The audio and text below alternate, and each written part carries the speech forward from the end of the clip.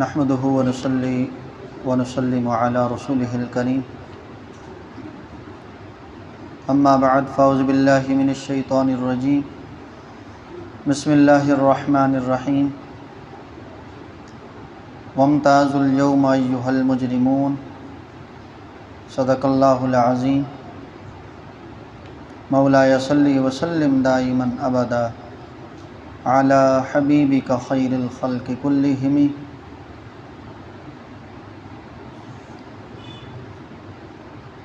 اس دن اے مجرموں علیحدہ علیحدہ ہو جاؤ۔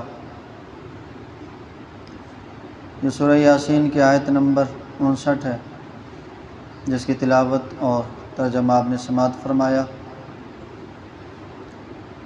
آج کا درس انشاءاللہ آیت نمبر 65 تک ہوگا۔ اللہ رب العزت نے پچھلی آیات میں اور اس آیت مبارکہ میں حشر کی کیفیات بیان فرمائیں کہ حشر میں جب تمام انسان اکٹھے ہو جائیں گے تو پھر اللہ تعالیٰ کی طرف سے ایک منادی پکارے گا کہ اے مجرموں نافرمانو آج علیحدہ ہو جاؤ۔ اس کی تفسیر میں مختلف اقوال ہیں۔ حکم ہوگا کہ کافروں مومنوں سے علیحدہ ہو جاؤ، اے نافرمانوں فرما برداروں سے علیحدہ ہو جاؤ، اے منافقوں مسلمانوں سے علیحدہ ہو جاؤ، اے گناہ گاروں نیکوں سے علیحدہ ہو جاؤ۔ تو اللہ تعالیٰ کی ذات اعلان فرمائے گی، منادی پکارے گا اللہ تعالیٰ کے حکم سے، تو پھر مجرم اور مسلم علیحدہ علیحدہ ہو جائیں، فرما بردار نافرمان علیحدہ علیحدہ ہو جائیں۔ اور یہ وہ آیت مبارکہ ہے جسے پڑھ کے بڑے بڑے بزرگان دین اولیاء اللہ روتے تھے۔ حضرت امام اعظم ابو حنیفہ رحمۃ اللہ علیہ سراج الامہ کا لقب ہے، اور آپ کے بارے میں فقہا فرماتے ہیں کہ جتنے بھی فقہا ہیں وہ حضرت امام اعظم ابو حنیفہ رحمۃ اللہ علیہ کی اولاد کا درجہ رکھتے ہیں۔ تو امام صاحب رحمۃ اللہ علیہ ایک دن نماز عشاء کے بعد نوافل میں آپ نے سورہ یاسین شریف شروع فرمائی۔ جب اس آیت مبارکہ پہ پہنچے وامتازوا اليوم ایھا المجرمون، اعلان ہوگا کہ مجرموں آج کے دن علیحدہ ہو جاؤ۔ آپ پہ گریہ طاری ہو گئے، ساری رات روتے رہے، یہی آیت مبارک تلاوت فرماتے رہے کہ اعلان ہوگا کہ اے مجرموں آج علیحدہ ہو جاؤ۔ تو پتہ چلا کہ آج کسی کے پاس کوئی سند نہیں ہے کہ اس دن وہ مجرموں میں ہوگا یا فرما برداروں میں ہوگا۔ حتیٰ کہ حضرت ابراہیم بن ادم سے کسی نے کہا کہ آپ ہم میں بیٹھتے نہیں، گفتگو نہیں کرتے، باتیں نہیں کرتے، اس کی وجہ کیا ہے؟ تو آپ نے فرمایا کہ ایک آیت نے مجھے تمہارے درمیان بیٹھنے سے علیحدہ کر دی۔ پوچھا وہ آیت کیا ہے؟ تو آپ نے فرمایا کہ وامتازوا اليوم ایھا المجرمون، اس آیت نے مجھے تمہاری صحبتوں سے محفلوں سے علیحدہ کر دیا کہ مجھے خبر نہیں کہ اس دن اللہ تعالیٰ مجھے مجرموں میں اٹھائے گا یا اپنے فرما برداروں میں کھڑا فرمائے گا۔ تو مجھے خبر ہو جائے کہ مجھے کہاں کھڑا کیا جائے گا تو پھر میں تمہاری محفلوں میں بیٹھنے کے لیے تیار ہوں۔ تو پتہ چلا یہ کتنے بڑے اولیاء اللہ تعالیٰ کی ذات سے اتنا ڈرتے تھے۔ اور حضرت بایزید بسطامی رحمۃ اللہ علیہ کا واقعہ بڑا مشہور ہے۔ آپ پر ایک مرتبہ بے خودی کی کیفیت طاری ہوئی۔ آپ فرماتے میں جنگلوں میں نکل گیا تو ایک بڑھیا خاتون کو میں نے جنگل سے آتے ہوئے دیکھا جس نے لکڑیوں کا گٹھا اٹھا رکھا تھا، وہ بھاری تھا۔ مجھے کہنے لگی کہ یہ لکڑیاں میرے گھر تک پہنچا دو، اور میرا حال اللہ تعالیٰ کی توحید سے اور اللہ کی ذات سے ایسا تھا کہ میں اپنے آپ کو بھی نہیں سنبھال سکتا۔ تو میں نے جنگل کے شیر کو بلایا اور لکڑیاں اس کے اوپر رکھ دی اور اسے حکم دیا کہ یہ بزرگ خاتون کو ان کے گھر تک چھوڑا۔ ساتھ میں نے ان سے یہ کہا کہ شہر میں جا کے کسی کو بتانا نہ کہ بایزید نے یہ کرامت دکھائی ہے۔ تو پھر آپ نے پوچھا کہ شہر میں جا کے آپ کیا کہیں گی؟ تو بڑھیا خاتون فرمانے لگی میں کہوں گی کہ ایک خود غرض انسان نے ایک جانور پہ بوجھ لاد دیا جسے اللہ تعالیٰ نے اس کا مکلف نہ بنایا۔ تو آپ فرماتے اس بڑھیا نے مجھے سمجھایا کہ بندہ تو جتنا بھی مقام پہ پہنچ جائے اللہ تعالیٰ کی مخلوق میں سے کسی کو اپنے سے کمتر نہ سمجھ، جسے اللہ نے بوجھ اٹھانے کے لیے نہیں بنایا تو نے اس کی ڈیوٹی بوجھ اٹھانے پہ کیوں لگائی؟ تو یہ اللہ والے تھے جو ہر وقت اللہ تعالیٰ کی ذات سے ڈرتے تھے۔ تو اللہ تعالیٰ کی ذات اس دن فرمائے گی کہ مجرموں میرے فرما برداروں سے علیحدہ ہو جاؤ، اے دشمنوں میرے دوستوں سے علیحدہ ہو جاؤ، اے نافرمانوں فرما برداروں سے علیحدہ ہو جاؤ۔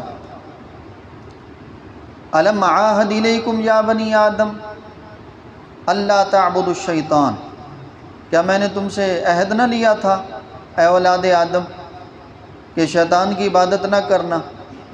انہ لکم عدو مبین، بے شک وہ تمہارا کھلا دشمن ہے۔ شیطان کی عبادت سے مراد اس کی اطاعت ہے، اس کی باتیں ماننا ہے۔ شیطان اللہ تعالیٰ کی نافرمانی کو ہماری نظروں میں حسین کر کے دکھاتا ہے۔ اللہ تعالیٰ نے فرمایا اس کی کبھی بات نہ ماننا، اس کی اطاعت نہ کرنا، وہ تمہارا کھلا دشمن ہے۔ وَأَنِ اعْبُدُونِي هَذَا صِرَاطٌ مُسْتَقِيمٌ، میری عبادت کرو یہی سیدھا راستہ ہے۔ وَلَقَدْ أَضَلَّ مِنْكُمْ جِبِلًّا كَثِيرًا أَفَلَمْ تَكُونُوا تَعْقِلُونَ، فرمایا البتہ تحقیق اس شیطان نے تم میں سے بہت زیادہ لوگوں کو گمراہ کر دیا، کیا بس تمہیں عقل نہیں ہے؟ هَذِهِ جَهَنَّمُ الَّتِي كُنْتُمْ تُوعَدُونَ، یہ وہ جہنم ہے جس سے تمہیں ڈرایا جاتا تھا۔ اصلوها اليوم بما كنتم تکفرون، اس جہنم میں جلو آج کے دن، یہ تمہارے کفر کا بدلہ ہے۔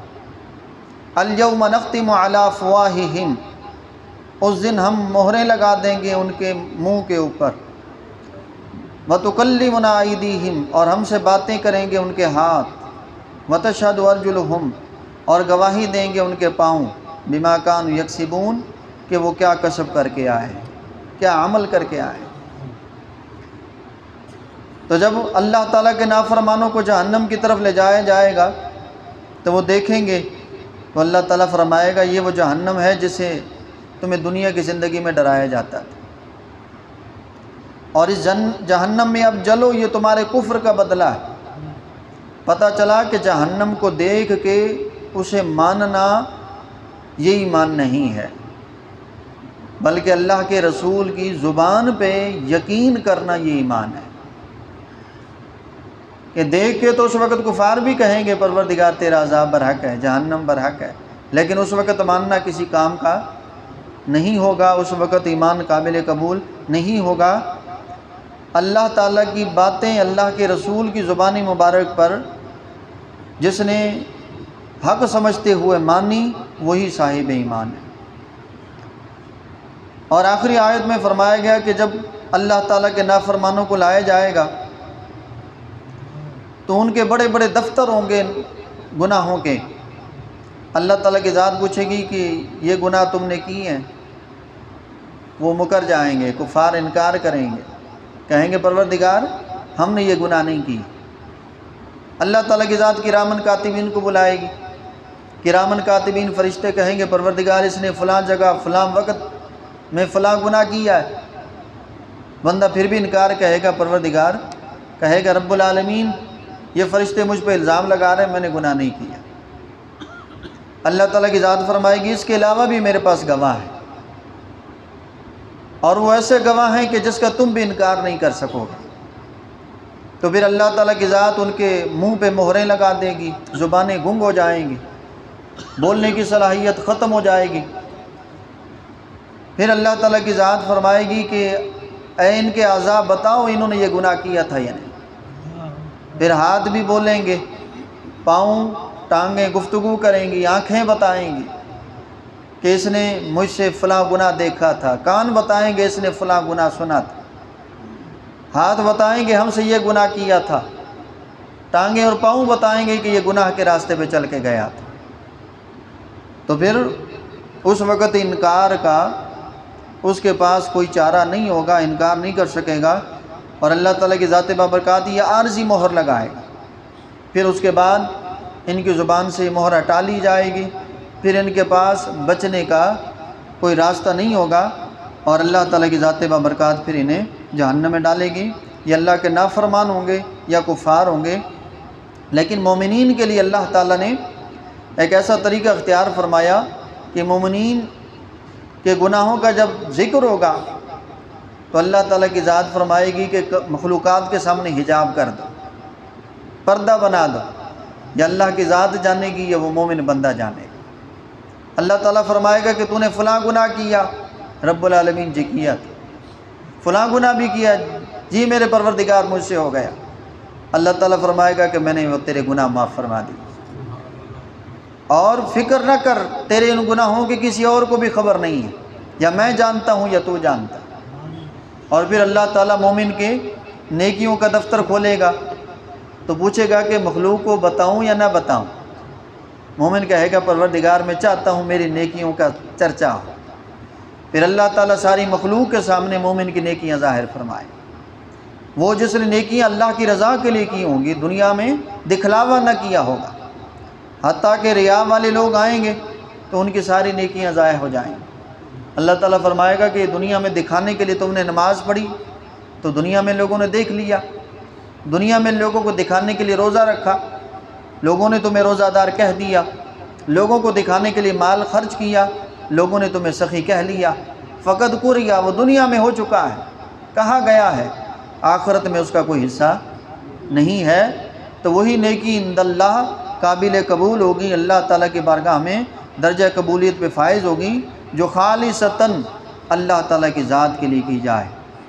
اور حتیٰ کہ بعض نیکیاں ایسی ہوں گی کہ کرامن کاتبین کو بھی خبر نہیں ہوگی، وہ معزز مکرم فرشتے جو نیکیاں اور بدیاں لکھنے کے لیے ہر وقت متعین ہیں۔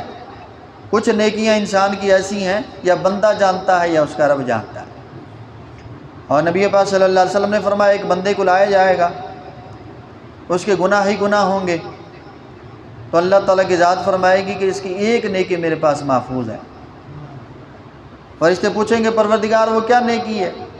اللہ تعالیٰ فرمائے گا کہ رات کا وقت تھا، اس کی آنکھ کھلی، اس کے دل میں میرا خوف جاگا، اس نے وضو کیا، 2 رکعت نماز پڑھی اور پھر رو کر مجھ سے دعا کی۔